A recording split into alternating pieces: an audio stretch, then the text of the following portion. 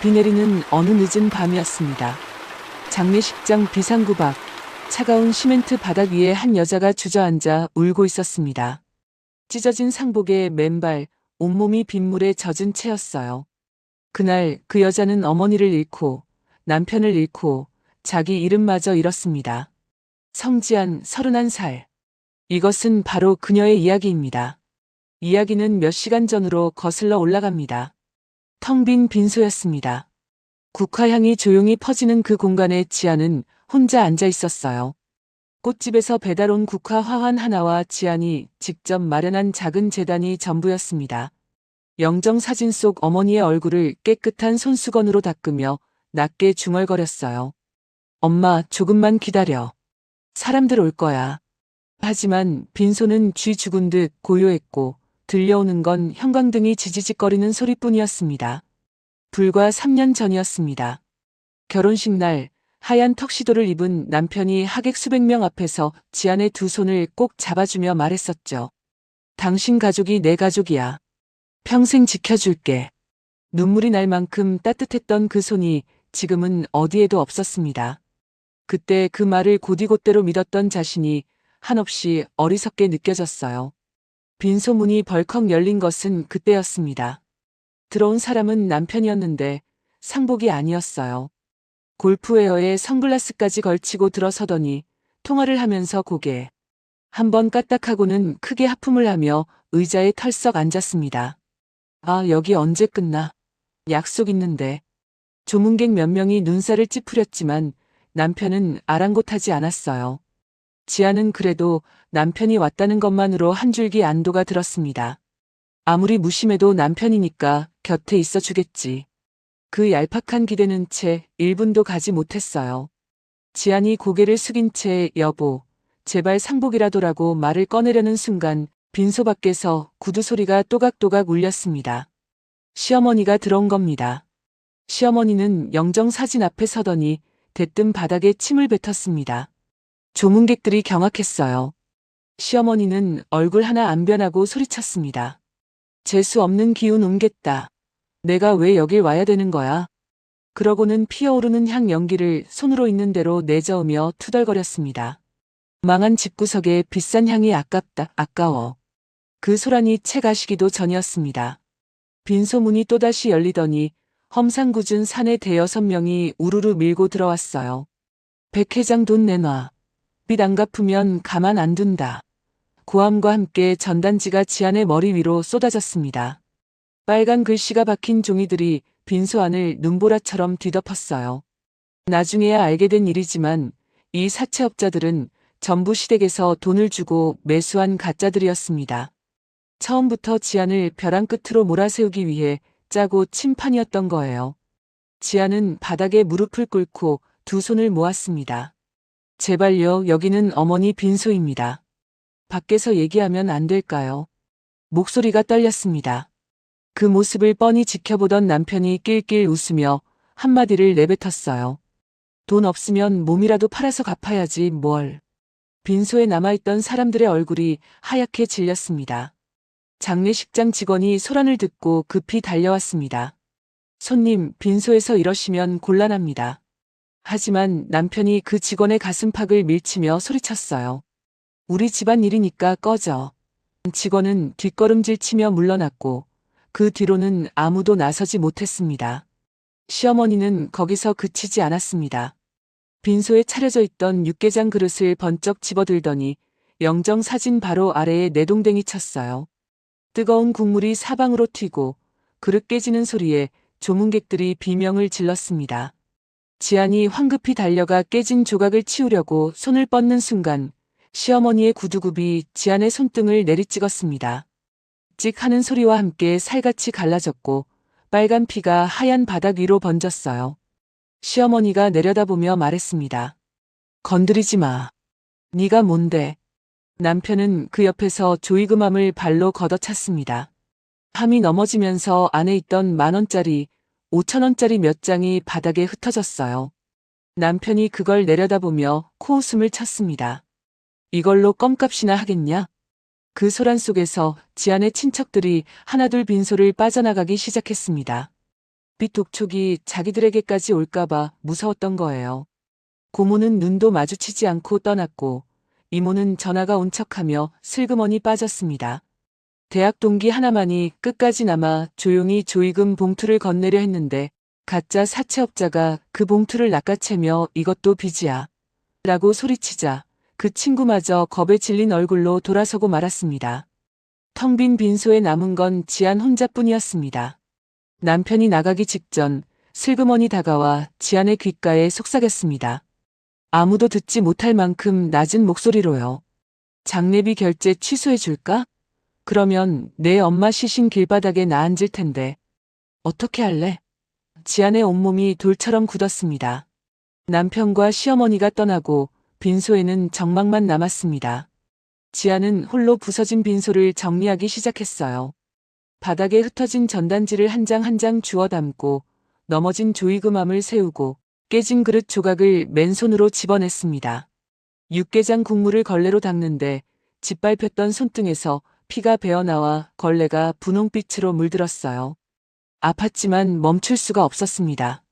이 빈소만큼은 어머니가 마지막으로 머무는 이 공간만큼은 깨끗하게 지켜드리고 싶었습니다. 다 치운 뒤 지아는 영정 사진 앞에 무릎을 꿇고 앉았습니다. 사진을 두 팔로 조용히 끌어안으며 입술을 달싹였어요. 엄마 미안해. 엄마 앞에서 이런 꼴을 보여드려서 정말 미안해. 지안의 어깨가 소리 없이 흔들렸습니다. 망가진 빈소 안에서 국화향만이 아무 일도 없었다는 듯 조용히 피어오르고 있었습니다. 얼마나 시간이 흘렀을까요? 영정 사진을 안고 있던 지안의 귀에 빈소 밖에서 시어머니의 목소리가 들려왔습니다. 지안아, 나와봐. 밥이나 먹자. 목소리가 뜻밖의 부드러웠어요. 지안은 움찔했습니다. 아까까지 그 난리를 치더니 밥을 먹자고요? 혹시 미안한 마음이 든 걸까? 그 한 줄기 기대를 안고 지아는 영정 사진을 조심스럽게 제자리에 모셔놓고 빈소 옆 식당으로 나갔습니다. 식당 안에는 시어머니와 남편이 나란히 앉아 있었습니다. 테이블 위에는 국밥 세 그릇이 김을 피우고 있었어요. 시어머니가 턱짓으로 맞은편 자리를 가리켰습니다. 앉아. 지안이 조용히 앉자 시어머니는 자기가 먹던 국밥 그릇에서 젓가락으로 반찬 찌꺼기를 건져 올리더니 지안의 밥그릇 위에 그대로 쏟아부었습니다. 씹다만 깍두기, 질겅거린 콩나물, 핏물 섞인 국물이 하얀 밥 위를 덮었어요. 먹어. 억지로라도 처먹어. 밥은 먹어야 정신을 차리지. 시어머니의 입꼬리가 비틀렸습니다. 밥을 먹자는 게 아니었습니다. 처음부터 사람을 앉혀놓고 굴욕을 주려는 자리였어요. 지안이 숟가락도 들지 못하고 고개를 숙이고 있는데 남편이 양복 안주머니에서 서류 뭉치를 꺼내 탁 하고 식탁 위에 던졌습니다. 국밥 국물이 튀어 하얀 종이 위에 기름 얼룩이 번졌어요. 서류 맨 위에 적힌 글자가 눈에 들어왔습니다. 협의 이혼 의사 확인 신청서. 지안의 숨이 멎었습니다. 국물 더 튀기 전에 빨리 찍어. 빚쟁이랑 엮이기 싫거든. 남편이 볼펜까지 옆에 툭 놓으며 말했어요. 목소리에 감정이라곤 하나도 없었습니다. 마치 식당에서 계산서 사인하라는 것처럼 그렇게 가볍게요. 지안이 떨리는 목소리로 말했습니다. 여보, 제발 장례라도 끝나고 얘기하면 안 돼요? 엄마 발인도 아직인데. 남편이 볼펜을 손가락으로 톡톡 두드리며 끊었습니다. 장례 끝나면 넌 위자료 달라고 할 거잖아. 지금이 아니면 안 돼. 깔끔하게 끝내자고. 남편의 눈에는 조급함만 가득했어요. 빚더미가 된 처가와 엮인 흔적을 하루라도 빨리 지우고 싶은 거였습니다. 지안이 서류에 손도 대지 못하고 있자 남편이 식탁 위에 놓인 지안의 휴대폰을 쓱 집어들었습니다. 뭐 하는 거예요? 지안이 손을 뻗었지만 남편은 이미 갤러리를 열고 있었어요. 화면에 어머니와 함께 찍은 사진들이 줄지어 나왔습니다. 남편이 사진을 하나 열었어요. 어머니와 지안이 나란히 벚꽃 아래서 웃고 있는 사진이었습니다. 남편은 그 사진을 보여주며 말했어요. 이 사진 봐. 백 회장님 돈 많을 때 참 행복해 보였다. 안 그래? 그러고는 삭제 버튼을 눌렀습니다. 지안의 얼굴이 하얗게 질렸어요. 남편은 다음 사진을 열었습니다. 어머니의 환갑잔치 사진이었어요. 또 삭제. 그 다음 설날에 한복 입고 찍은 가족 사진. 삭제. 하나, 둘, 셋, 넷. 어머니와의 마지막 추억들이 남편의 엄지손가락 하나에 하나씩 지워져 갔습니다. 그만. 제발 그만요. 지안이 소리쳤지만 남편은 눈도 깜빡이지 않았습니다. 그때 시어머니가 지안의 왼손을 덥석 잡았습니다. 약지에 끼워진 결혼반지를 노려보더니 거칠게 잡아당기기 시작했어요. 이것도 내 아들 돈으로 산 거야. 내놔. 반지가 관절에 걸려 빠지지 않았습니다. 시어머니는 이를 악물고 비틀어 뽑았어요. 살같이 쓸려나가면서 손가락에서 피가 배어나왔습니다. 시어머니는 반지를 호주머니에 쑤셔 넣으며 지안의 손은 거들떠보지도 않았어요. 피가 묻은 손가락을 부여잡고 있는데 밖에서 소란이 들렸습니다. 빈소 입구 쪽에서 웅성거리는 소리가 났어요. 지안이 고개를 돌려보니 배달기사가 커다란 화환을 하나 들고 서 있었습니다. 축하 화환이었습니다. 장례식장에 축하 화환이라니요. 리본에는 분홍색 글씨로 이렇게 적혀 있었습니다. 태윤 오빠, 새 출발 축하해. 하트까지 그려져 있었어요. 남편의 내연녀가 보낸 것이었습니다. 남편은 부끄러워하기는커녕 입꼬리를 올리며 그 화환을 빈소 입구 가장 잘 보이는 곳에 세워 놓았습니다. 조문을 왔다가 그 화환을 본 사람들이 수군거리기 시작했어요. 저게 뭐야, 장례식장에 축하 화환이? 아이고, 저 며느리 참. 동정과 비웃음이 뒤섞인 시선이 지안에게 쏠렸습니다. 지안이 참다 못해 화환을 치우려고 손을 뻗는 순간 뺨에 불이 번졌습니다. 퍽 하는 소리가 식당까지 울렸어요. 남편이 지안의 뺨을 후려친 겁니다. 어디 남편 앞길 막는 짓이야. 지안의 고개가 옆으로 꺾이면서 입술이 터졌습니다. 피맛이 혀끝에 퍼졌어요. 빈소 앞을 지나가던 지안의 대학 친구 한 명이 그 광경을 목격하고 달려왔습니다. 지안아, 괜찮아? 그 친구의 팔을 남편이 가로막았어요. 아, 너도 조심해. 얘 이제 거지거든.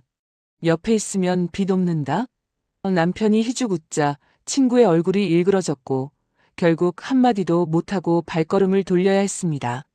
시어머니가 마지막 쐐기를 박았습니다. 밥그릇 앞에 축 처진 지안에게 다가와 낮은 목소리로 말했어요. 지안아, 잘 생각해봐. 네가 엄마를 잘 모셨으면 이 꼴이 났겠어? 망한 것도 돌아가신 것도 전부 다 내 탓이야. 그 말이 칼보다 깊이 꽂혔습니다. 지안의 눈에 눈물이 차올랐지만 이를 악물었습니다. 울면 지는 거라고, 여기서 무너지면 안 된다고 속으로 되뇌었어요. 하지만 입술은 이미 파르르 떨리고 있었습니다.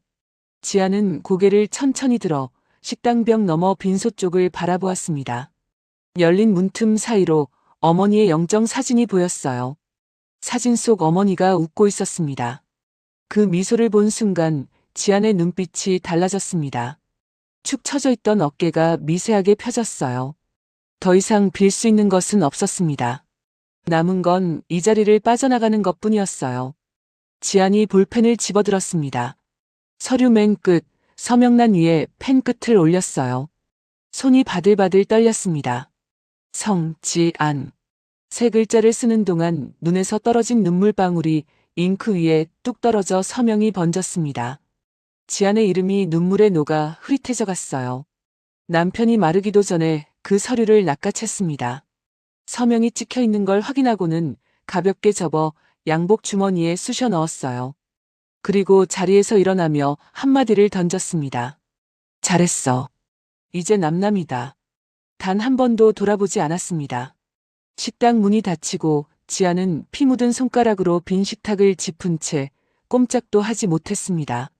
남편이 식당 문을 닫고 나간 뒤에도 지안은 한참을 그 자리에 앉아 있었습니다.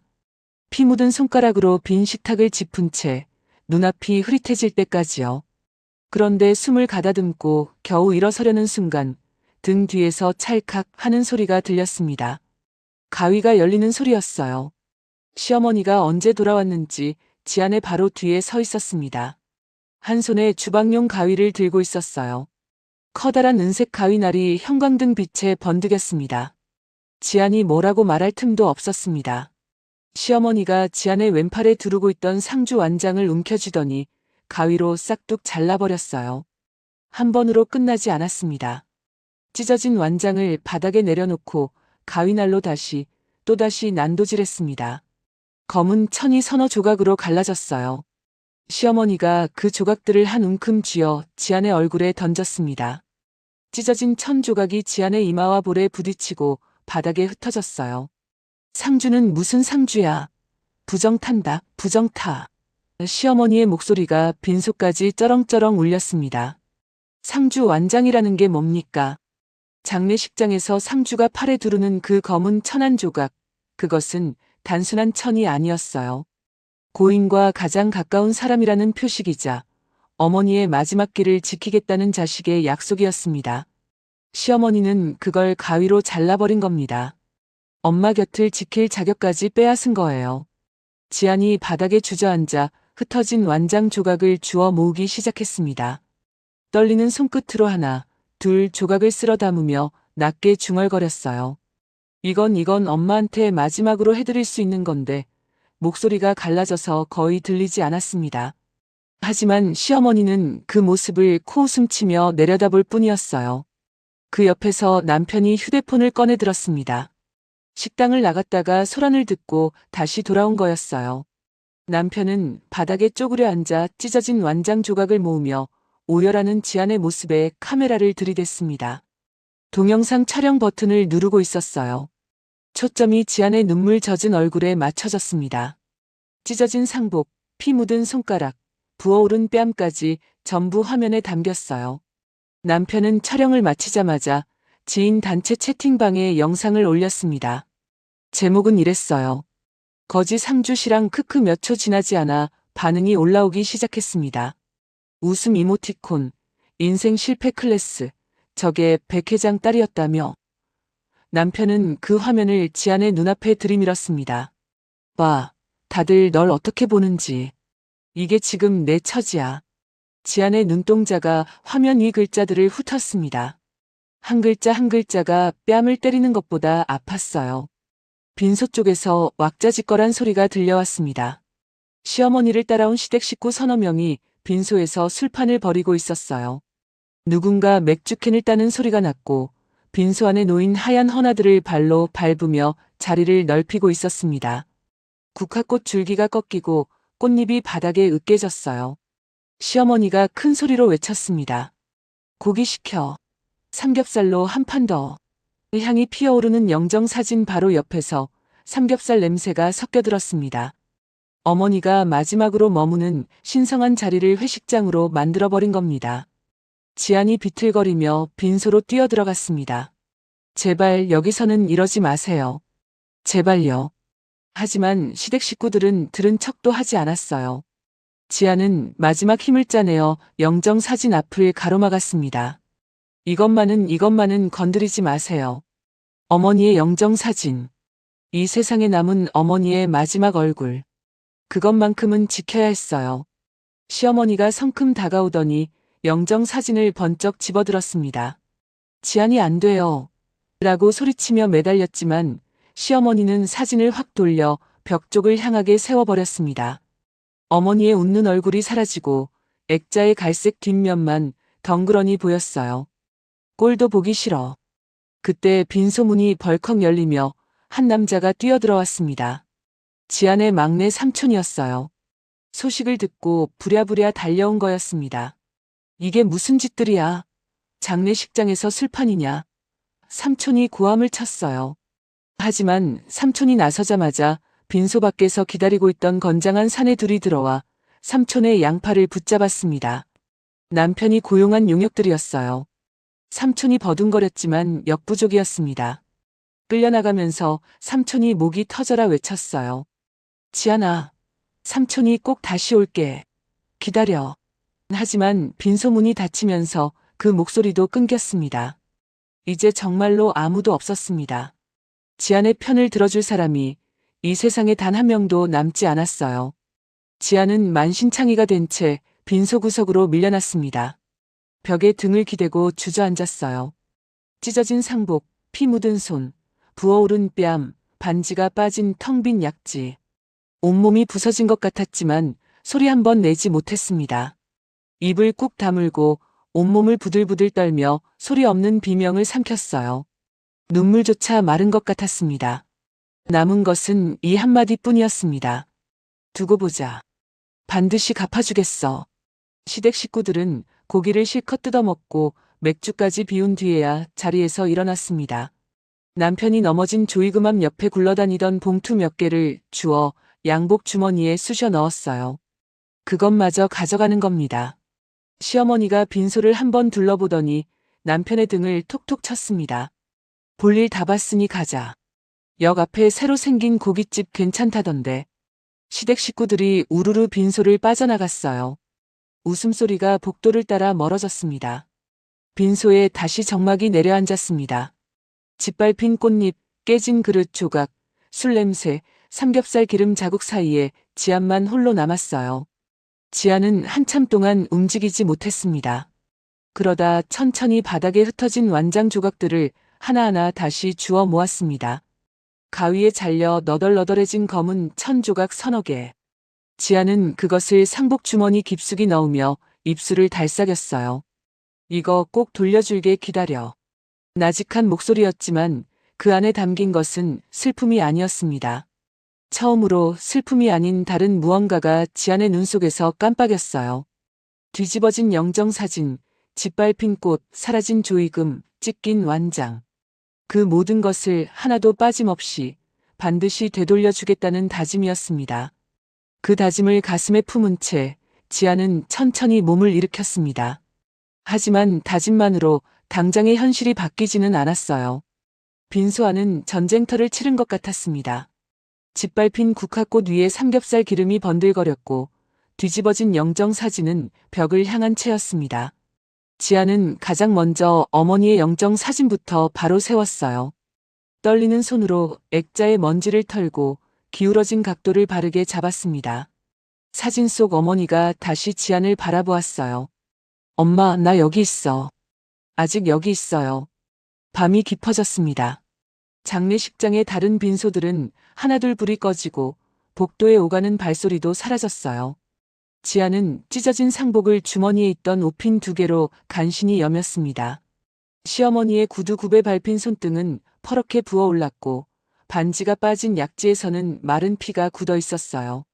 하지만 아프다는 생각은 들지 않았습니다. 몸의 아픔보다 마음이 먼저 무너져 있었으니까요. 지안은 영정사진 앞에 무릎을 꿇고 앉아 어머니의 얼굴을 올려다보았습니다. 엄마, 나 엄마 없이 어떻게 살아? 목소리가 실처럼 가늘었어요.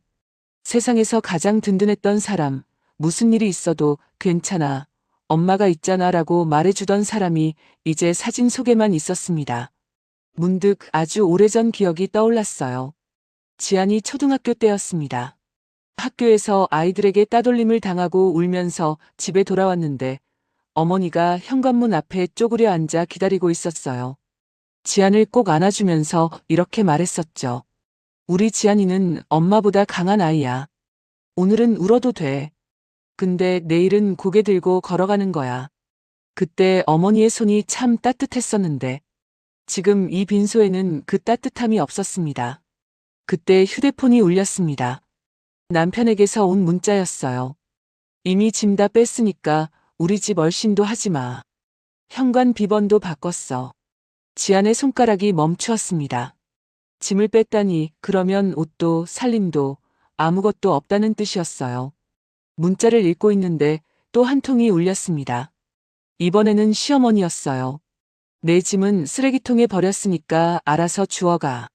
집도 없고 짐도 없고 돈도 없었습니다. 31살 이혼 서류에 도장 찍힌 여자에게 남은 것이 정말 아무것도 없었어요. 얼마 뒤 장례식장 사무실에서 직원이 찾아왔습니다.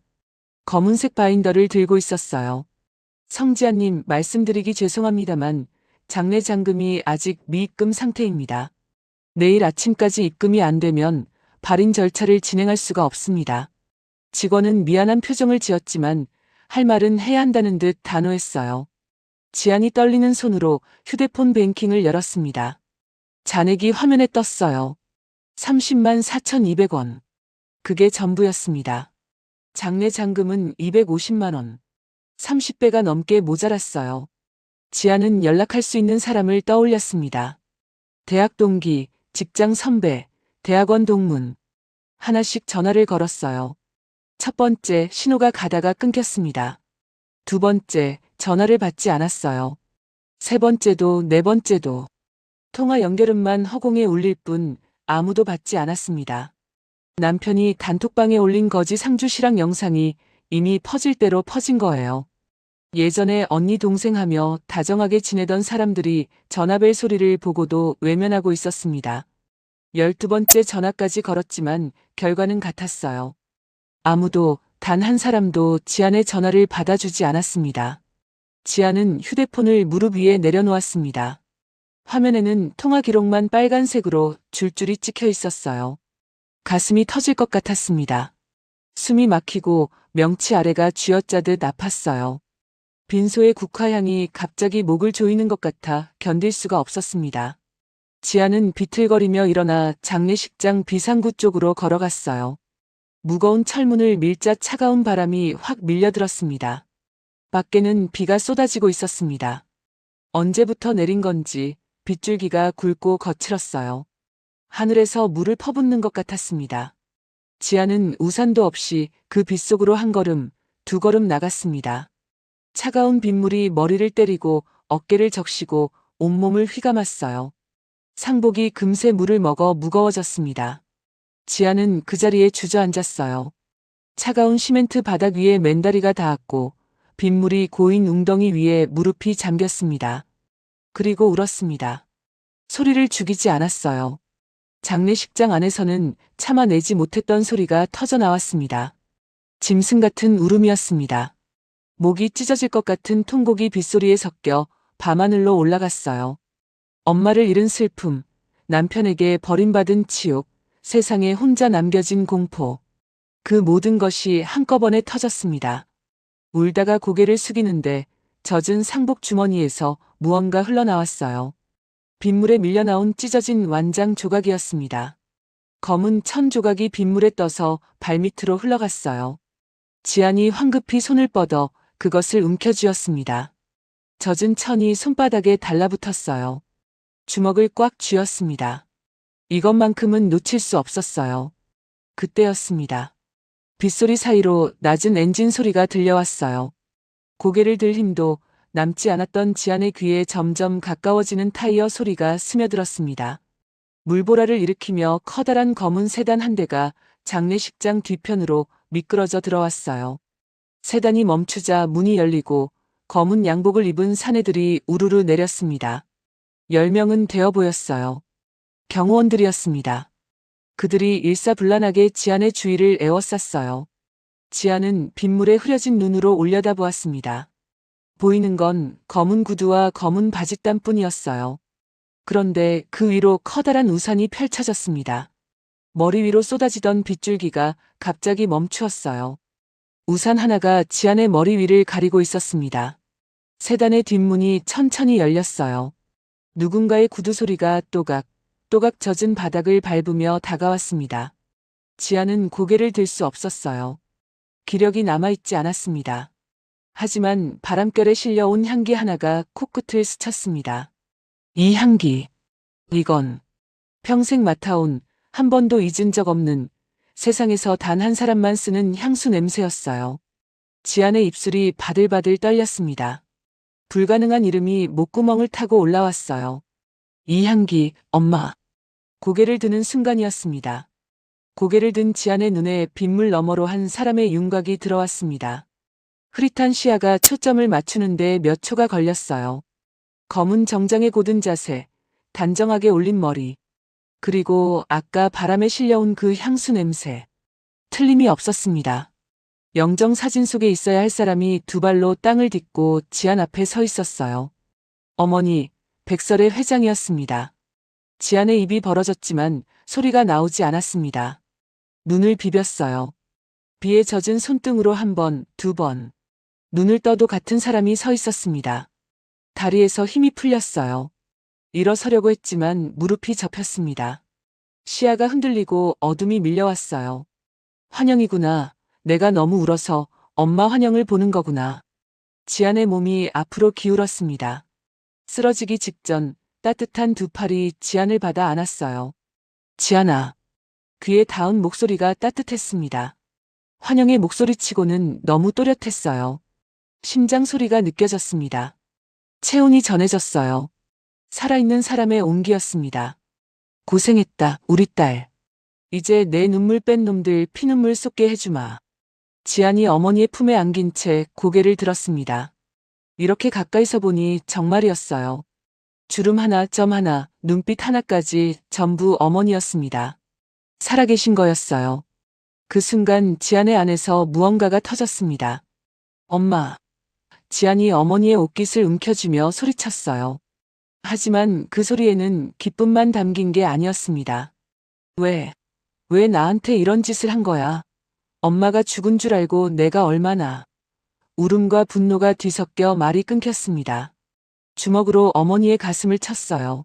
한 번, 두 번, 세 번. 힘이 없어 아프지도 않았을 텐데 어머니는 그 주먹을 한 대도 피하지 않았습니다. 어머니가 지안의 머리를 쓰다듬으며 나지막하게 말했어요. 미워할 거면 미워해라. 네가 미워서 그런 게 아니야. 내 진짜 적이 누구인지 내 눈으로 직접 확인시켜야 했다. 목소리가 차분했지만 그 안에 무게가 있었습니다. 엄마가 옆에 있으면 그놈들이 본색을 드러내겠냐. 네가 진짜로 무너져야 그 인간들이 방심하고 꼬리를 내미는 거야. 지안이 흐느끼며 물었습니다. 그러면 다 알고 있었던 거예요? 그 사람이 무슨 짓을 하는지. 어머니가 고개를 끄덕였어요. 그때 뒤에서 한 남자가 우산을 받쳐들고 다가왔습니다. 깔끔한 정장에 서류 가방을 든 중년 남성이었어요. 어머니의 오른팔이자 법률 고문인 서진우 변호사였습니다. 서 변호사가 가방에서 서류 봉투를 꺼내 지안 앞에 펼쳤어요. 사모님, 이것이 그 증거입니다. 빗속에서 어머니가 그 서류를 짚어가며 설명했습니다. 남편이 회사 돈을 빼돌리고 있다는 정황을 몇 달 전에 이미 포착했다는 것, 하지만 결정적인 꼬리를 잡으려면 극단적인 상황이 필요했다는 것. 그래서 병원과 짜고 가짜 사망 진단서를 만들고 동시에 회사부도 소문까지 퍼뜨린 겁니다. 처가가 완전히 망했다고 믿어야 남편이 경계를 풀고 진짜 속내를 드러낼 테니까요. 그리고 이걸 봐라. 어머니가 서 변호사의 태블릿 화면을 지안에게 보여주었습니다. 장례식장 빈소의 CCTV 영상이었어요. 화면 속에서 남편이 골프웨어 차림으로 하품하는 장면, 시어머니가 영정사진 앞에 침을 뱉는 장면, 육개장 그릇을 던지는 장면, 지안의 손등을 구두굽으로 짓밟는 장면이 선명하게 찍혀 있었습니다. 조의금을 챙기는 것까지 전부요. 어머니가 미리 빈소에 카메라를 심어둔 거였어요. 이 영상이 나중에 칼이 된다. 어머니의 눈빛이 차갑게 빛났습니다. 지안은 어머니의 얼굴을 올려다보았어요. 슬픔도 분노도 안도도 전부 뒤섞여 뭐라고 말해야 할지 몰랐습니다. 하지만 한 가지는 분명히 알 수 있었어요. 어머니가 자신을 버린 게 아니라는 것. 가장 잔인한 방법이었지만 그것이 적의 꼬리를 잡는 유일한 방법이었다는 것. 그리고 어머니가 단 한순간도 자기 곁을 떠난 적이 없었다는 것. 경호원이 차 문을 열었습니다. 어머니가 지안의 팔을 부축하며 일으켜 세웠어요. 오늘 밤 안으로 내 흔적을 전부 지운다. 성지안이라는 사람은 오늘부터 세상에서 사라지는 거야. 지안이 비에 젖은 채 차에 올라탔습니다. 따뜻한 시트가 차가워진 몸을 감쌌어요. 차가 출발하자 장례식장 불빛이 뒤로 멀어졌습니다. 지안은 창밖을 바라보며 울고 있었지만 그 울음의 색깔이 달라지고 있었어요. 아까까지의 절망이 아닌 결의가 섞인 울음이었습니다. 엄마, 나 할 수 있어. 콧물 섞인 목소리였지만 또렷했어요. 어머니가 딸의 손을 꼭 쥐었습니다. 다음 날 아침이었습니다. 빈소에 검은 정장 차림의 서진우 변호사가 나타났어요. 장례식장 관계자들을 모아놓고 공식 발표를 했습니다. 백설의 회장님은 생존해 계십니다. 사망 보도는 오보였습니다. 빈소는 즉시 철거합니다. 장례식장이 술렁였어요. 그 시각 아침부터 빈소에 들러 남은 조의금을 더 챙기려고 온 남편과 시어머니는 복도에서 그 발표를 듣게 되었습니다. 남편의 얼굴이 하얗게 질렸어요. 뭐라고? 장모님이 살아있다고. 시어머니는 들고 있던 핸드백을 떨어뜨렸습니다.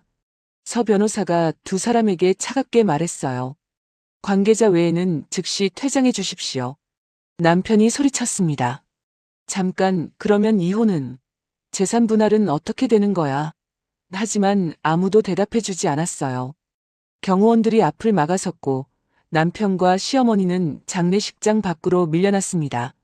장례식장 밖으로 밀려난 남편이 주차장에서 발을 동동 굴렀습니다. 아니, 장모가 살아있으면 이혼은? 재산 분할은 어떻게 되는 거야? 옆에 있던 시어머니가 남편의 멱살을 잡으며 악을 썼어요. 그러니까 이혼 취소해. 당장 취소하란 말이야. 하지만 이미 늦었어요.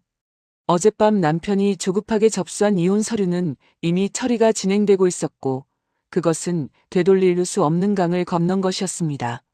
그 시각 서울 외곽의 한 은신처에서 지아는 어머니와 마주 앉아 있었습니다. 탁자 위에 태블릿, 서류 뭉치, 그리고 빨간 펜이 놓여 있었어요. 어머니가 말했습니다. 지아나, 네가 그동안 못 써먹은 실력을 이제 전부 꺼내라. 석사 학위가 장식이 아니었잖아. 지아는 결혼 전 해외에서 경영학 석사를 마치고 어머니 밑에서 후계자 수업을 받고 있었어요. 결혼 후 시댁의 압박에 경력을 접어야 했지만 머릿속에 쌓아둔 지식과 감각은 사라지지 않았습니다. 어머니가 탁자 위에 서류를 가리키며 말을 이었어요. 경제적으로 죽이는 거야. 한 푼도 남기지 않고. 지안이 고개를 끄덕였습니다.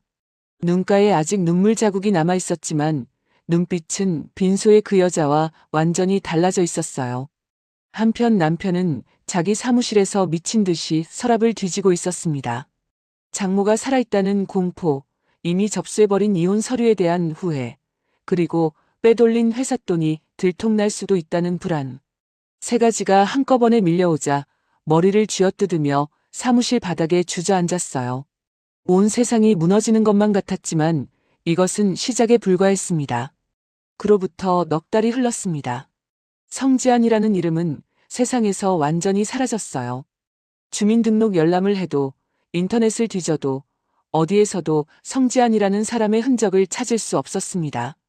마치 처음부터 존재하지 않았던 사람처럼요. 그 넉 달 동안 지안에게 무슨 일이 있었는지 아무도 몰랐습니다. 서울 외곽 은신처에서 지안은 매일 새벽 4시에 일어났어요. 해외 금융시장 리포트를 읽고 투자 분석 보고서를 작성하고 프레젠테이션 연습을 반복했습니다. 걸음걸이를 바꿨어요. 고개를 숙이고 종종 걸음 치던 걸음이 어깨를 편 당당한 보폭으로 달라졌습니다. 말투도 바꿨어요. 조심스럽고 작았던 목소리가 낮고 단호한 톤으로 변했습니다. 거울 앞에서 수백 번 연습했어요. 제임이 성입니다. 그 한마디를 자연스럽게 내뱉을 수 있을 때까지요. 지아는 원래 해외에서 경영학 석사를 마치고 어머니 밑에서 후계자 수업을 받던 사람이었습니다. 결혼 후 시댁의 살림이나 해라는 말에 경력을 접어야 했지만 머릿속에 쌓아둔 것들은 녹슬지 않았어요. 잠들어 있던 실력이 넉 달 만에 깨어난 겁니다. 새로운 능력을 배운 게 아니었어요. 원래 자기 것이었던 걸 되찾은 거였습니다. 쇼컷 머리에 화려한 수트를 입은 여자가 거울 앞에 섰습니다. 넉 달 전 빗속에서 찢어진 상복을 입고 울던 사람과는 완전히 다른 사람이었어요. 투자 전문가 제이미 성. 그것이 지안의 새 이름이었습니다. 지안은 수트 안주머니에서 작은 천 조각을 꺼내 들었어요. 가위에 잘린 상주 완장 조각이었습니다. 넉 달 동안 단 하루도 빼놓지 않고 갖고 다녔어요. 지안이 거울 속 자신의 눈을 바라보며 낮게 말했습니다. 기다려. 곧 돌려줄게. 같은 시각 어머니 백설의 회장은 은신처의 회의실에서 지안과 마주 앉아 작전 브리핑을 진행하고 있었습니다. 화이트보드에 3단계가 적혀 있었어요. 어머니가 빨간 펜으로 하나씩 짚었습니다. 1단계, 거래처를 전부 끊어서 고립시킨다. 2단계, 유령 프로젝트를 미끼로 던져 전 재산을 빨아들인다. 3단계, 공개 석상에서 처형한다. 어머니의 목소리는 사업 보고를 하듯 차분했지만 한마디 한마디에 칼날이 서 있었습니다. 흔들릴 때를 대비해서 한 가지만 기억해라. 장례식장에서 내 손등을 밟던 그 구두 소리. 지안이 고개를 끄덕였어요.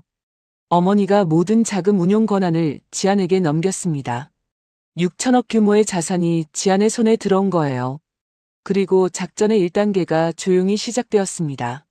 전 남편 쪽에서는 그 넉 달 동안 지옥이 펼쳐지고 있었어요.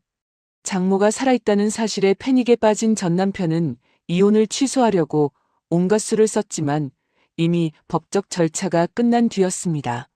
설상가상으로 회사가 무너지기 시작했어요. 거래처들이 하나둘 계약을 파기했습니다. 납품업체가 물건을 끊고 광고주가 빠지고 직원들이 줄줄이 사표를 냈어요. 전 남편은 이유를 알 수 없었습니다. 갑자기 세상이 등을 돌린 것 같았어요. 실은 보이지 않는 곳에서 지안의 손이 하나씩 줄을 끊고 있었던 겁니다. 돈이 마르자 전 남편의 내연녀도 달라졌습니다. 내연녀의 이름은 수빈이었어요. 전 남편이 매장 하나 차려줄게라고 약속한 지 1년이 넘도록 매장은커녕 월세도 밀리는 처지가 되자 수빈이 매일 전화로 들볶기 시작했습니다. 오빠 약속한 매장은 언제 차려주는 거야? 돈은 언제 들어와? 전 남편이 조금만 기다려를 반복할수록 수빈의 목소리는 차가워졌어요. 속으로는 이미 결심이 섰습니다. 이 남자 더 이상 돈이 안 된다. 바로 그때 지안이 제3자를 통해 미끼를 던졌습니다. 전 남편의 사업 파트너를 통해 귀띔을 한 거예요. 해외의 거물급 자산가가 국내 부동산 프로젝트에 거액을 투자하고 싶어 한다던데 관심 있으면 소개해 줄까? 물에 빠진 사람에게 밧줄을 던진 셈이었어요. 전 남편이 처음에는 의심했습니다. 하지만 지안이 사전에 깔아놓은 가짜 성공 사례가 효과를 발휘했어요. 그 자산가 덕분에 100억을 벌었다는 브로커의 증언, 조작된 수익률 보고서가 전 남편의 의심을 하나씩 녹였습니다. 시어머니 쪽에서도 함정이 파지고 있었어요. 지안 측에서 만든 가짜 등기권리증이 시어머니의 손에 들어갔습니다. 강남 노른자위 땅의 등기권리증인데 투자가 성공하면 10배가 된다는 이야기를 듣자 시어머니의 눈이 뒤집어졌어요. 자기가 살고 있는 집까지 담보로 잡아서 사채를 끌어왔습니다. 그것도 모자라 동네 아줌마들을 붙잡고 다녔어요. 이번에 우리 아들이 큰 건 하나 터뜨린대. 나만 믿고 돈 좀 넣어봐. 5명, 6명, 입소문을 타고 피해자가 늘어나고 있었습니다. 시어머니는 그것이 나중에 얼마나 큰 재앙이 될지 꿈에도 몰랐어요. 전 남편은 지안이 설계한 유령 프로젝트 로얄시티에 남은 전 재산을 쏟아부었습니다. 분양권만 따내면 인생이 역전된다고 믿었어요. 마지막 남은 돈까지 긁어 모으면서 사채업자에게 손가락을 걸고 각서까지 썼습니다. 3달 안에 갚겠습니다. 목숨 걸고요. 사채업자 앞에서 고개를 조아리는 전 남편의 모습이 건물 로비의 CCTV에 고스란히 찍혔어요. 그날 밤 지안은 은신처의 어두운 사무실에서 모니터를 바라보고 있었습니다. 화면에는 전 남편이 사채업자에게 굽신거리는 CCTV 영상이 재생되고 있었어요. 지안의 입꼬리가 미세하게 올라갔습니다. 하지만 곧 손이 멈추었어요. 화면 속 전 남편의 비굴한 얼굴을 보는데 문득 이런 생각이 스쳤습니다. 이래도 되는 건가? 한 사람의 인생을 이렇게까지 무너뜨려도 되는 건가? 지안의 손가락이 키보드 위에서 잠시 멈추었습니다. 그때 옆에 놓인 태블릿에 저장된 다른 영상이 눈에 들어왔어요. 장례식장 CCTV 영상. 지안은 그 파일을 열었습니다. 화면이 바뀌었어요. 시어머니의 구두굽이 지안의 손등을 짓밟는 장면이 재생되었습니다. 찍 하는 소리와 함께 바닥에 피가 번지는 장면. 그 다음으로 전 남편이 돈 없으면 몸이라도 팔아서 갚아야지라며 낄낄거리는 장면이 이어졌어요. 지안이 태블릿을 내려놓았습니다. 눈빛이 다시 단단해졌어요. 흔들림은 거기까지였습니다. 다시 모니터를 향해 돌아앉은 지안의 손가락이 빠르게 움직이기 시작했어요. 복수의 서막은 이미 올랐고 전 남편은 자신이 누구와 싸우고 있는지도 모른 채 파멸의 길 위를 한 걸음씩 걸어가고 있었습니다. 전 남편은 파멸의 길 위를 걷고 있었지만 정작 본인은 그걸 희망의 길이라고 믿고 있었습니다. 로얄시티라는 이름이 전 남편의 머릿속을 온통 지배하고 있었어요. 거물급 해외 자산가가 투자한다는 이 프로젝트의 분양권만 따내면 모든 게 해결된다고 확신했습니다. 문제는 그 자산가를 만나는 것이었어요. 투자재단 대표 제이미 성. 전 남편은 이 사람을 만나기 위해 매일 아침 재단 사무실이 있는 건물 로비로 출근했습니다. 말 그대로 출근이었어요. 아침 8시에 도착해서 로비 소파에 앉았습니다. 양복을 빳빳하게 다려입고 서류 가방을 무릎 위에 올려놓고 기다렸어요. 9시, 10시, 11시. 아무도 그를 불러주지 않았습니다. 로비를 지나가는 직원들은 전 남편을 쳐다보지도 않았어요. 점심시간이 되면 로비에서 쫓겨나 건물 밖 벤치에서 편의점 삼각김밥을 먹고 오후에 다시 들어와 앉았습니다. 하루가 지나고 이틀이 지나고 일주일이 지났어요. 제이미 성 대표의 비서에게서 온 답변은 한결같았습니다. 대표님이 아직 일정이 안 됩니다. 전 남편은 그래도 매일 갔어요. 열흘째 되는 날 비서가 로비로 내려와 한마디를 던졌습니다. 대표님이 전하시는 말씀입니다. 기다리는 법부터 배우세요. 전 남편의 얼굴이 시뻘개졌습니다. 하지만 돌아갈 수가 없었어요. 등 뒤에는 사채업자밖에 남아있지 않았으니까요. 이를 악물고 다시 소파에 앉았습니다.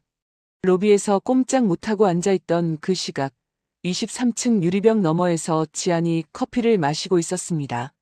아래를 내려다보면 로비 소파에 쪼그라들어 앉은 전 남편이 개미만하게 보였어요.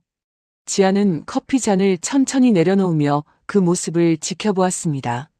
장례식장에서 골프웨어 차림으로 하품하던 남자가 이제는 양복 구겨져가며 로비에서 꼬박 10시간씩 앉아 있었어요. 지안의 표정은 아무 감정도 드러나지 않았습니다. 뜨겁지도 차갑지도 않은 눈이었어요. 시어머니 쪽도 상황이 좋지 않았습니다. 아들이 약속한 돈은 들어오지 않는데 사채 이자는 눈덩이처럼 불어나고 있었어요.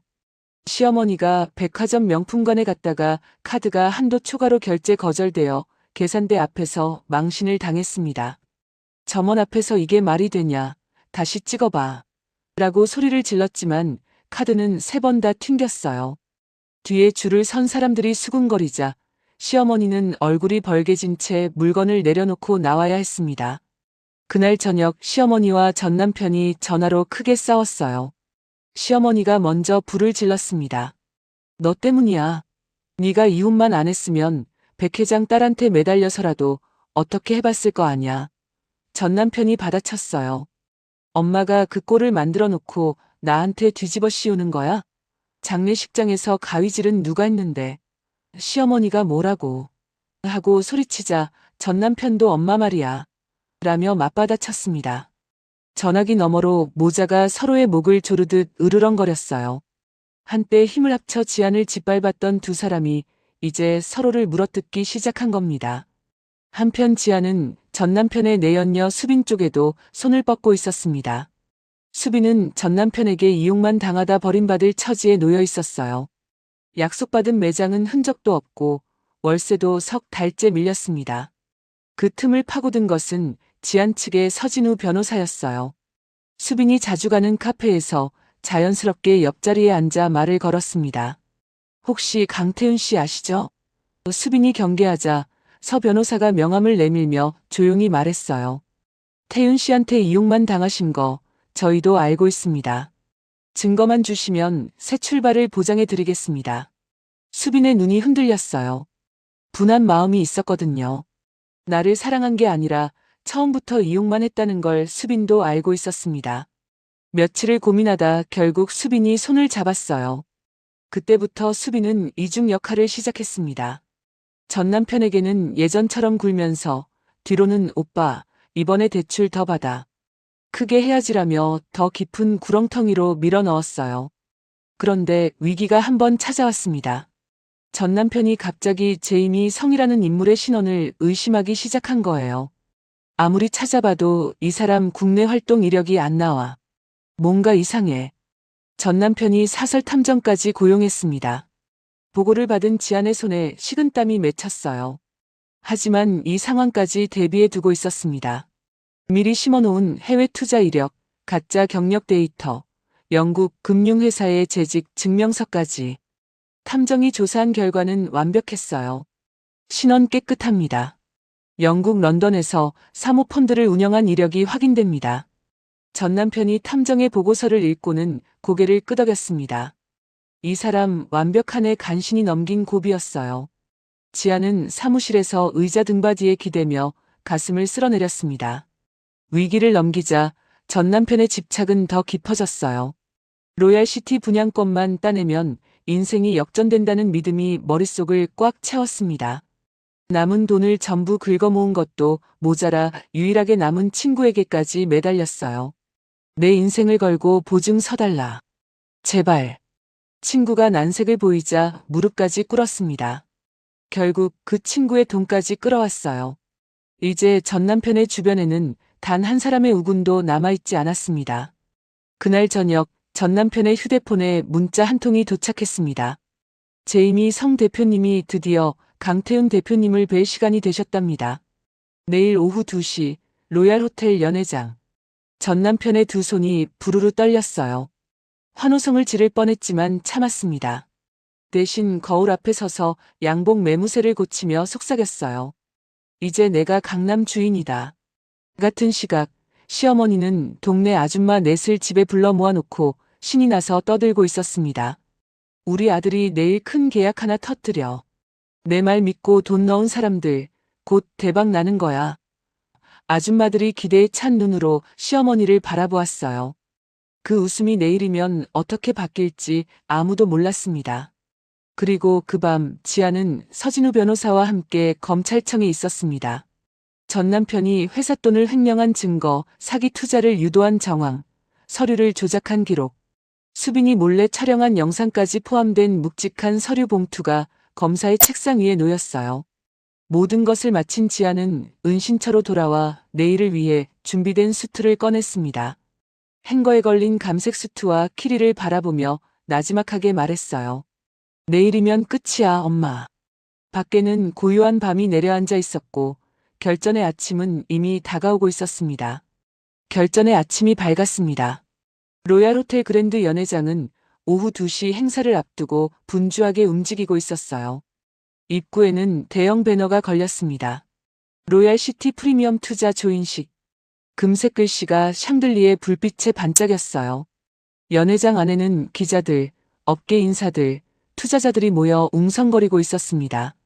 테이블마다 샴페인 잔이 세팅되어 있었고 꽃장식이 화려하게 놓여 있었어요. 누가 봐도 수백억짜리 대형 프로젝트의 공식 행사였습니다. 전 남편이 연회장에 도착한 것은 1시 반이었어요. 어젯밤 한숨도 자지 못한 얼굴이었지만 양복은 빳빳하게 다려 입었습니다. 화장실 거울 앞에서 넥타이를 고쳐 매고 양복 앞섭의 먼지를 털고 입꼬리를 억지로 올려보았어요. 오늘만 넘기면 된다. 이 계약서에 도장만 찍으면 인생이 바뀐다. 전 남편은 깊이 숨을 들이쉬고 연회장으로 걸어 들어갔습니다. 기자들이 전 남편을 알아보았어요. 몇 달 전까지 백제유통사위라는 타이틀로 업계에 이름이 알려져 있었으니까요. 전 남편은 기자들 앞에 서서 어깨를 활짝 폈습니다. 백제유통의 사위로서, 아니 독립적인 사업가로서 오늘 새로운 출발을 알리려고 합니다. 로얄시티 프로젝트를 통해 반드시 재기하겠습니다. 카메라 플래시가 터졌어요. 전 남편은 자신감 넘치는 표정을 지어 보였습니다. 그때 기자 한 명이 손을 들었어요. 강 대표님, 백설의 회장님은 돌아가신 것으로 알고 있는데 사위 자격이 아직 유효한 겁니까? 전 남편의 미소가 살짝 굳었습니다. 아, 그건 그 부분은 좀 복잡한 사정이 있어서 말끝을 흐렸어요. 어색한 침묵이 흘렀습니다. 전 남편이 얼른 화제를 돌리려는 순간 연회장의 대형 스피커에서 안내 방송이 울려 퍼졌습니다. 잠시 후 투자재단 대표님이 입장하십니다. 연회장의 시선이 일제히 정문 쪽으로 쏠렸어요. 전 남편도 고개를 돌렸습니다. 드디어 만나는 겁니다. 넉 달을 기다린 그 사람, 제이미 성 대표를요. 전 남편이 샴페인 잔을 집어들며 긴장된 미소를 지었어요. 정문 양쪽으로 경호원 10명이 도열했습니다. 검은 양복에 이어피스를 끼고 일사불란하게 서자 연회장 안이 한순간 조용해졌어요. 그리고 키릴 소리가 들렸습니다. 또각 또각 또각. 대리석 바닥을 찍는 날카로운 구두 소리가 연회장 전체에 울려 퍼졌어요. 경호원 사이로 한 여자가 걸어 들어왔습니다. 감색 수트에 쇼컷 머리 선글라스를 쓴 채 고든 자세로 중앙 통로를 걸었어요. 연회장의 모든 시선이 그 여자에게 꽂혔습니다. 전 남편도 그 모습을 보고 있었어요. 저 사람이 제이미 성 대표구나. 드디어 만나는구나. 전 남편이 다가가려고 한 발짝 내디딘 순간 여자가 멈춰 섰습니다. 전 남편과 세 걸음 거리. 여자가 천천히 선글라스에 손을 가져갔어요. 선글라스가 벗겨지고 그 아래 얼굴이 드러났습니다. 전 남편의 손에서 샴페인 잔이 미끄러졌어요. 잔이 바닥에 부딪히며 쨍 하는 소리가 났고 금빛 샴페인이 대리석 위에 쏟아졌습니다. 전 남편의 입이 벌어졌지만 소리가 나오지 않았어요. 그 얼굴, 그 눈, 머리 모양이 바뀌고 분위기가 달라지고 옷이 달라졌어도 그 눈만은 틀림이 없었습니다. 지안이었어요. 지안이 차가운 미소를 지으며 입을 열었습니다. 오랜만이네요. 전 남편 강태윤 씨. 장례식 이후로 처음인가요? 전 남편의 얼굴이 백지장처럼 하얘졌습니다. 지안아? 이게 무슨 네가 왜 여기서 목소리가 떨려 말이 끊겼어요. 지안이 한 발짝 다가서며 말했습니다. 아, 지안은 옛날 이름이에요. 지금은 제이미 성 대표라고 불러주세요. 강태윤 씨. 전 남편의 눈에 공포가 어렸습니다. 넉 달 동안 로비에서 기다리고 무릎 꿇고 전 재산을 쏟아부은 그 상대가 전처였어요. 머릿속이 하얘지다가 갑자기 피가 끓어올랐습니다. 인연이. 전 남편이 주먹을 불끈 쥐고 지안에게 달려들었어요. 하지만 양쪽에서 경호원들이 전 남편의 팔을 잡아 비틀었습니다. 순식간에 바닥에 엎어졌어요. 이마가 대리석에 부딪히며 둔탁한 소리가 났습니다. 기자들의 카메라가 일제히 터졌어요. 바닥에 처박힌 전 남편의 모습이 묘하게 익숙했습니다. 넉 달 전 장례식장에서 지안이 무릎 꿇고 빌던 그 포즈와 똑같은 모양이었어요. 그때는 지안이 바닥에 엎드려 있었고 전 남편이 내려다보며 웃었습니다. 지금은 정확히 반대였어요. 지안이 전 남편이 가져온 계약서를 집어들었습니다. 그 두꺼운 서류 뭉치를 두 손으로 반, 또 반으로 찢었어요. 종이 조각이 바닥에 눈발처럼 흩어졌습니다. 지안이 기자들을 향해 또렷한 목소리로 말했어요. 이 자리에서 공식적으로 밝힙니다. 로얄시티 프로젝트는 존재하지 않는 유령 프로젝트입니다. 그리고 이 사실을 모른 채 투자금을 끌어모은 강태윤 씨의 횡령 및 사기 행위를 지금부터 공개하겠습니다. 연회장 벽면의 대형 스크린에 불이 켜졌습니다. 화면에 서류가 하나씩 뜨기 시작했어요. 로얄시티가 유령 프로젝트임을 증명하는 법원 등기부등본, 전 남편의 회사 횡령 내역 장부 조작된 투자 보고서 사본이 선명하게 비춰졌습니다. 기자들의 카메라 플래시가 쉴 새 없이 터졌어요. 바닥에 엎드린 전 남편이 고개를 들어 스크린을 바라보았습니다. 자기가 빼돌린 금액, 조작한 서류, 사채업자에게 쓴 각서까지 전부 공개되고 있었어요. 얼굴이 흑빛으로 변했습니다. 그때 연회장 뒤쪽 문이 열리며 작은 전동 소리가 들렸습니다. 사람들이 고개를 돌렸어요. 휠체어를 탄 한 여자가 경호원의 호의를 받으며 천천히 들어오고 있었습니다. 단정한 정장의 고든 자세. 얼굴에 주름이 있었지만 눈빛이 살아있었어요. 백설의 회장이었습니다. 전 남편이 그 얼굴을 보는 순간 비명을 질렀습니다. 으아, 정말 살아있었어?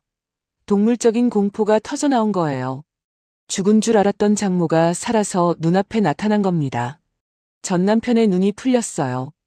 비명이 끊기더니 갑자기 히히히 하고 웃기 시작했습니다. 제정신이 아닌 웃음이었어요. 기자들 사이에서 웅성거림이 커졌습니다.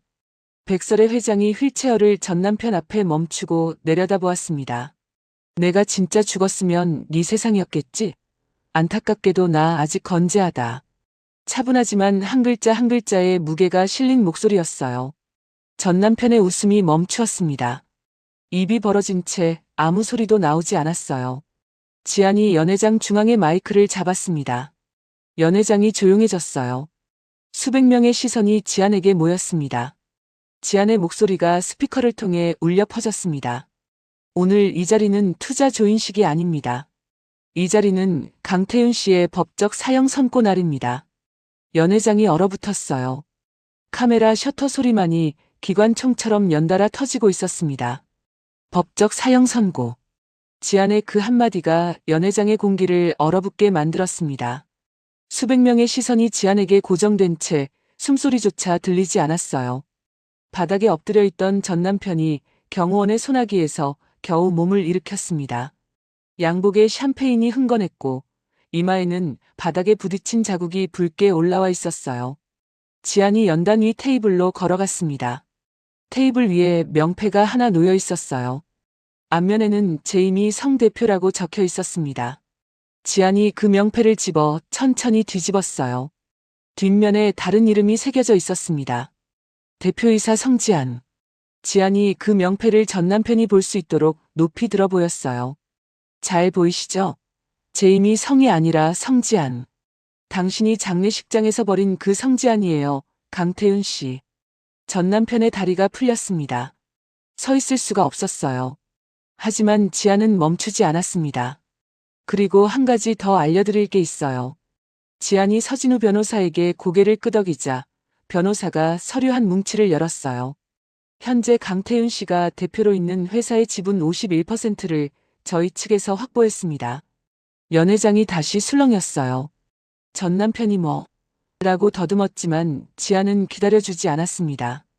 따라서 지금 이 자리에서 임시 주주총회를 열어 강태윤 대표의 해임안을 의결하겠습니다. 찬성이신 분? 지안이 손을 들자 뒤에 서 있던 변호사와 위임장을 가진 주주 대리인 셋이 손을 들었어요. 과반이었습니다. 가결되었습니다. 그 순간 전 남편의 주머니에서 휴대폰이 연달아 울렸습니다. 진동이 멈추지 않았어요. 떨리는 손으로 화면을 보니 알림이 줄지어 떠 있었습니다. 계좌 동결 안내, 자산 압류 통보, 카드 이용 정지. 한 통, 두 통, 세 통. 전 남편의 손에서 휴대폰이 미끄러져 바닥에 떨어졌어요. 화면이 깨졌지만 알림은 계속 울리고 있었습니다. 지안이 전 남편에게 한 걸음 다가섰습니다. 눈높이를 맞추듯 살짝 허리를 숙이며 말했어요. 태윤 씨, 기억나세요? 장례식장에서 저한테 뭐라고 하셨죠? 돈 없으면 몸이라도 팔아서 갚아야지. 그 말 아직도 귀에 서네요. 지안의 목소리는 차분했지만 연회장 구석구석까지 울렸습니다. 그 말 그대로 돌려드릴게요. 돈 없으면 몸이라도 파셔야겠네요, 강태윤 씨. 그리고 지안이 수트 주머니에서 동전 하나를 꺼냈어요. 100원짜리 동전이었습니다. 그것을 전 남편의 발 앞에 툭 떨어뜨렸어요. 동전이 대리석 바닥에 부딪혀 쨍그랑 소리를 내며 굴렀습니다. 아, 그리고 조이그만 발로 차신 것도 기억나시죠? 껌값이나 하겠냐고 하셨잖아요. 여기 껌값은 드릴게요. 전 남편의 무릎이 꺾였습니다. 대리석 바닥에 무릎이 부딪히며 쿵 소리가 났어요. 두 손을 모으고 고개를 숙였습니다. 지안아, 아니 성 대표님, 제발 한 번만. 전 남편이 처음으로 빌었어요. 장례식장에서 지안이 무릎 꿇고 빌던 그 모습 그대로였습니다. 지안이 준비해온 종이 뭉치를 꺼냈습니다. 이혼 서류의 사본이었어요. 장례식장 식당에서 국밥 국물이 튄 채로 전 남편이 식탁 위에 던졌던 바로 그 서류. 지안이 그 종이를 양손으로 찢기 시작했어요. 한 번, 두 번, 세 번. 조각이 된 종이를 무릎 꿇은 전 남편의 머리 위로 뿌렸습니다. 하얀 종이 조각이 눈발처럼 전 남편의 어깨와 머리 위에 흩어졌어요.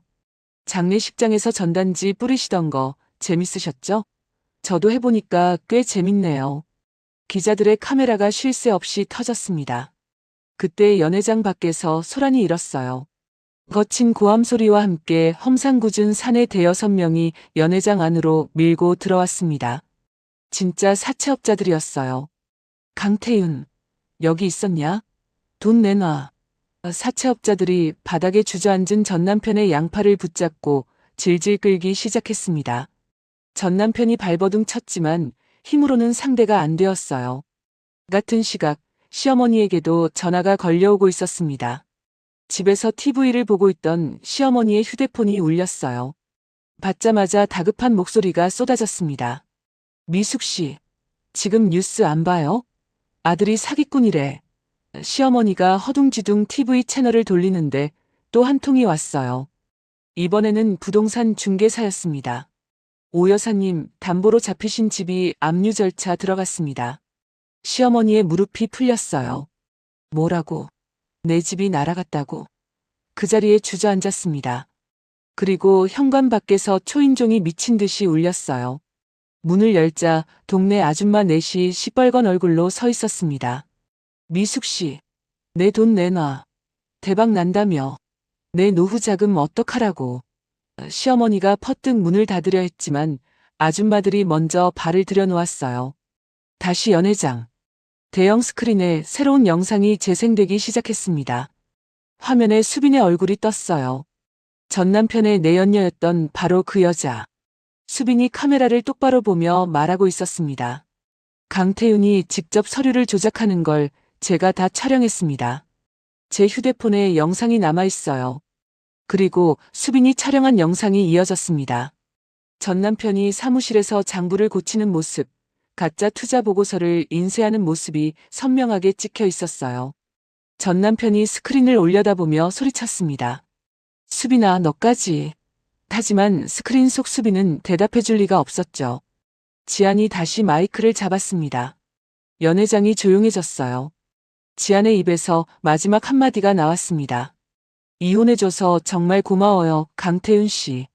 살짝 미소를 지으며 말을 이었어요. 덕분에 저희 어머니 재산 6천억을 당신이랑 안 나눠도 되잖아요. 연회장 여기저기서 웃음이 터졌습니다. 기자들도, 업계 인사들도, 경호원들까지 입꼬리가 올라갔어요. 전 남편은 사방에서 쏟아지는 웃음소리 속에서 허리가 꺾이듯 주저앉았습니다. 장례식장에서 지안이 당했던 바로 그것. 모든 사람 앞에서 비웃음을 당하는 것. 그 수치가 이제 전 남편의 것이 된 거예요.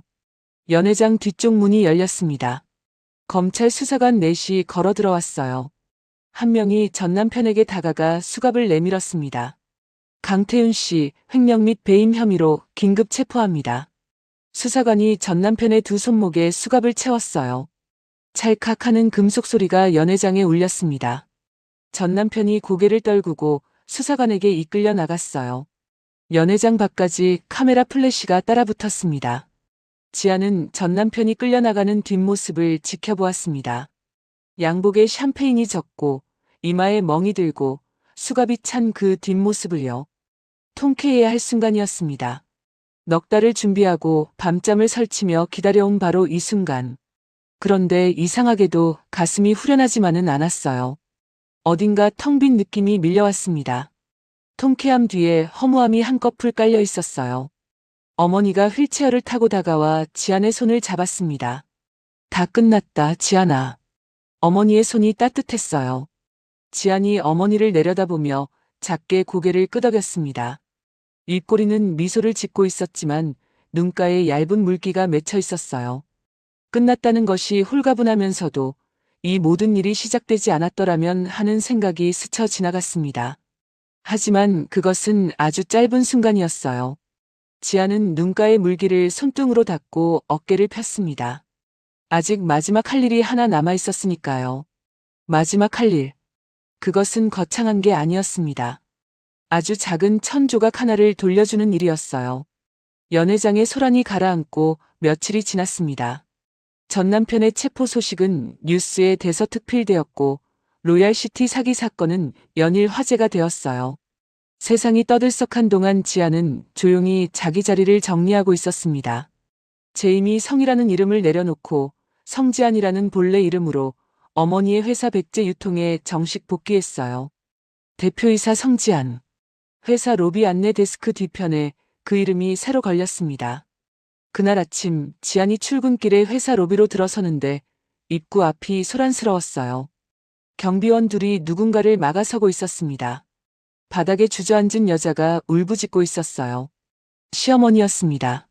머리가 산발이었고 예전에 즐겨 입던 명품 외투 대신 보풀인 점퍼를 걸치고 있었어요.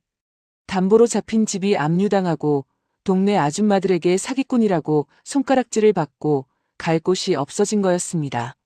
시어머니가 지안을 발견하자 바닥을 기다시피 달려왔어요. 지안아. 아니 사장님 제가 잘못했습니다. 한 번만 봐주세요. 한 번만요. 경비원이 막아서자 시어머니가 그 사이로 고개를 내밀며 이마를 바닥에 찧었습니다. 쿵쿵. 대리석 바닥에 이마가 부딪히는 소리가 로비에 울렸어요. 예전 장례식장에서 지안의 손등을 구두굽으로 밟던 그 여자가 이제 같은 바닥에 이마를 찢고 있었습니다. 지안이 멈추어 섰습니다. 시어머니를 내려다보았어요. 잠깐의 침묵이 흘렀습니다. 그리고 지안이 입을 열었어요. 저는 지안이 아니라 성 대표입니다, 아주머니. 목소리가 차분했습니다. 흔들림이 없었어요. 시어머니의 울음소리가 더 커졌지만 지안은 돌아보지 않고 엘리베이터를 향해 걸어갔습니다. 그런데 엘리베이터 앞에서 지안이 멈추었어요. 수트 안주머니에 손을 넣더니 작은 것을 꺼냈습니다. 너덜너덜해진 검은 천조각. 넉 달 넘게 하루도 빠짐없이 갖고 다녔던 가위에 잘린 상주 완장이었어요. 지안이 돌아서서 경비원 사이로 그 천조각을 시어머니 앞에 던졌습니다. 천조각이 가볍게 바닥에 떨어졌어요. 이거 기억나시죠? 아주머니가 가위로 자르셨잖아요. 이거 차고 아들 면회나 가세요. 시어머니가 바닥에 떨어진 완장 조각을 보았습니다. 그 순간 자기가 장례식장에서 가위를 들고 지안의 팔에서 완장을 잘라내던 기억이 떠올랐어요. 찰칵하던 가위 소리, 부정탄다. 라고 소리치며 얼굴에 천조각을 던졌던 그때 시어머니의 손이 부들부들 떨렸습니다. 완장 조각을 집어들었지만 손에 힘이 없어 자꾸 떨어뜨렸어요. 지안이 엘리베이터에 올라타며 혼잣말처럼 중얼거렸습니다. 엄마, 드디어 돌려줬어. 엘리베이터 문이 닫혔어요. 그로부터 열흘 뒤 백설의 회장과 지안은 나란히 기자회견장에 섰습니다. 백제 유통의 공식 경영 복귀를 선언하는 자리였어요. 그리고 하나 더 새로운 기부재단의 설립을 발표했습니다. 재단의 이름은 상주재단이었어요. 한자로 쓰면 항상 머무른다는 뜻의 상주였습니다. 장례식의 상주와 같은 발음이지만 의미는 달랐어요. 힘든 시간을 보내는 사람 곁에 항상 머물겠다는 뜻이었습니다. 지안이 직접 지은 이름이었어요. 같은 날 오후 지안은 어머니와 함께 차를 타고 어딘가로 향했습니다. 차가 멈춘 곳은 전 남편의 회사가 있던 건물 앞이었어요. 건물에 철거 가림막이 둘러쳐져 있었고 포크레인이 벽을 허물고 있었습니다. 먼지가 풀풀 날렸어요. 지안은 차 안에서 창문 너머로 그 장면을 바라보았습니다. 어머니가 옆에서 딸의 얼굴을 살폈어요. 지안이 창밖을 보며 조용히 말했습니다. 엄마, 나 이제 괜찮아. 어머니가 말없이 딸의 손을 잡았어요. 그 단단한 손. 장례식장에서 빗속에 지안을 안아주었던 바로 그 손이었습니다. 어머니의 눈가에 눈물이 맺혔어요. 어머니는 그날 밤 이후 처음으로 딸 앞에서 눈물을 보였습니다. 강한 척 버텨온 어머니도 사람이었으니까요. 그 무렵 방송사에서 이 사건을 다룬 다큐멘터리가 방영되었어요. 장례식장에서의 폐륜 행위, 가짜 죽음의 진실, 유령 프로젝트의 전말이 모두 공개되었습니다. 교도소 독방에서 그 다큐멘터리를 본 전 남편은 머리를 쥐어뜯으며 오열했어요. 자기가 했던 짓들이 화면에 고스란히 나오는 걸 보면서 처음으로 자신이 무슨 짓을 한 건지 깨달은 거였습니다. 하지만 이미 돌이킬 수 없는 일이었어요. 어느 날 오후 지안의 회사에 손님이 찾아왔습니다. 비서가 삼촌이라고 하시는 분인데요 라고 알리자 지안의 얼굴이 환해졌어요. 로비로 뛰어내려갔습니다. 막내 삼촌이 서 있었어요. 장례식장에서 용역에게 끌려나가면서 지안아, 삼촌이 꼭 다시 올게 라고 외쳤던 그 삼촌이었습니다. 삼촌이 지안을 보자마자 와라 끌어안았어요. 지안아, 삼촌이 그때 더 싸웠어야 했는데 미안하다. 지안이 삼촌의 등을 토닥이며 말했습니다. 삼촌, 괜찮아요. 삼촌이 그때 와줬잖아요. 그거면 됐어요. 시간은 계속 흘렀습니다. 시어머니는 결국 원룸으로 밀려났고 새벽마다 폐지를 주우러 나갔어요. 명품관에서 한도 초과로 소리치던 그 여자가 이제는 리어카를 끌고 골목을 돌아다니고 있었습니다. 어느 맑은 봄날이었습니다. 지안이 회사 건물 밖으로 나섰어요. 눈부신 화이트 수트를 입고 있었습니다. 찢어진 상복 대신 이제는 하얀 옷이 지안의 어깨 위에 있었어요. 햇살이 지안의 얼굴을 비추었습니다. 문득 아주 오래전의 한 장면이 겹쳤어요. 비 내리는 밤 장례식장 비상구 밖 차가운 바닥에 주저앉아 울던 여자. 찢어진 상복에 맨발이던 그 여자가 지금은 키리를 신고 햇빛 아래를 걸어가고 있었습니다. 같은 사람이 맞나 싶을 만큼 달라졌어요. 아니, 달라진 게 아니었습니다. 원래 그 사람이었어요. 다만 세상이 짓밟아서 보이지 않았을 뿐. 못난 성지아는 죽었습니다. 장례식장에 그 밤에 죽었어요. 그리고 이제 주인으로 태어난 성지안만이 남았습니다. 세상이 당신을 짓밟을 때 바닥에서 주운 건 절망이 아니라 각오였습니다. 햇살 가득한 거리 위로 지안이 걸어갑니다. 뒤에서 어머니가 휠체어에 앉은 채 딸의 뒷모습을 바라보고 있었어요. 지안이 뒤를 돌아보며 웃었습니다. 어머니도 웃었어요. 두 사람의 미소가 만난 그 순간 이야기는 찬란하게 끝이 납니다.